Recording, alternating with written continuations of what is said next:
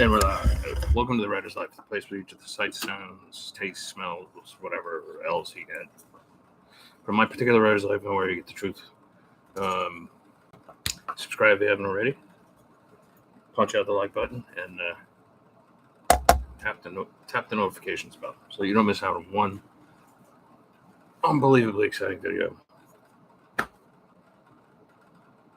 Anyway, so if I haven't gotten your attention already with the title, the other day, a good friend of mine and another best-selling hardboiled author who lives in Albany also. He's the other Albany author. Tom Schreck, great guy, writes the Duffy series, mystery series. He's also a boxer, and he's also a boxing ref, and he's a professional writer, and like the guy, I don't know how he sleeps, but anyway. And he's a down and out author too. And we both graduated Thomas and Mercer together. That said, he started a Facebook page about first-person hard-boiled mysteries, which I love. And almost everything I write is first-person. I just love it, and in particular, love to read first-person. Now, he came up with a post about how he's been reading like old Spencer novels and Ray Chandler novels and stuff like that, and how in the early days, the 50s, 60s, 70s, the sex was kind of brutal. It was, he mentioned in how in one early Spencer novel, like, I think Spencer has sex not only with a mother, but also her, I think this is true, Tom, correct me if I'm wrong, but also her daughter in the same book, I guess, in order to somehow get at, because Spencer's a good guy, but he's like, wow, like I'm no woke guy, but geez, whatever. But anyway, I personally think that sex is a very important component of the hard-boiled novel, even in the 2020s.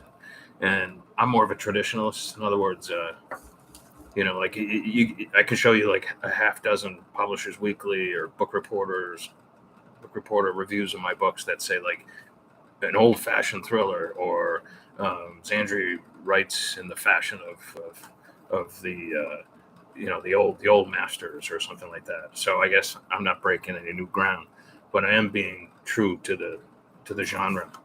Like, you're not going to catch me adhering to some sort of new woke principle where like sex doesn't even really exist and no means no and all that. No, and if anything, in my books, you're gonna still find that a man's man who's gonna like,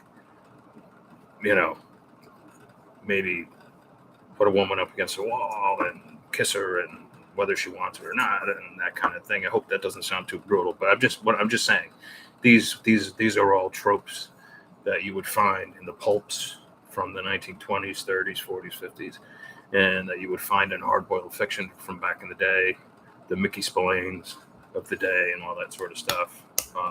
I try to be respectful and all that sort of stuff because times do change, and but no one's raping anybody in my books or anything like that. I don't condone anything like that. But this sex is hard and it's brutal, and it's part of the narrative, and it's part of the plot.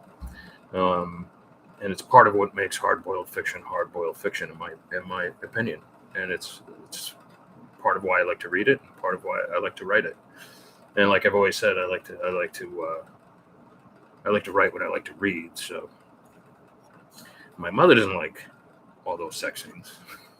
she tells me she skips over them, But let's face it, half the crap on Netflix is like soft porn anyway, right? Like kids, a 5-year-old can go on YouTube and find sex videos. I mean, that's how ridiculous things have gotten. But anyway, that's for another topic for another day.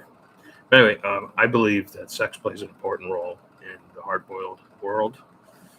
And, I, for one, am not going to lighten up on it just because of some new cultural mores or some social justice or whatever. I'm just not going to do it. That's not me. I'm independent, and that's just the way it's going to be.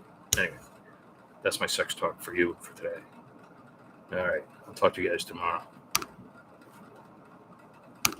and ciao ciao.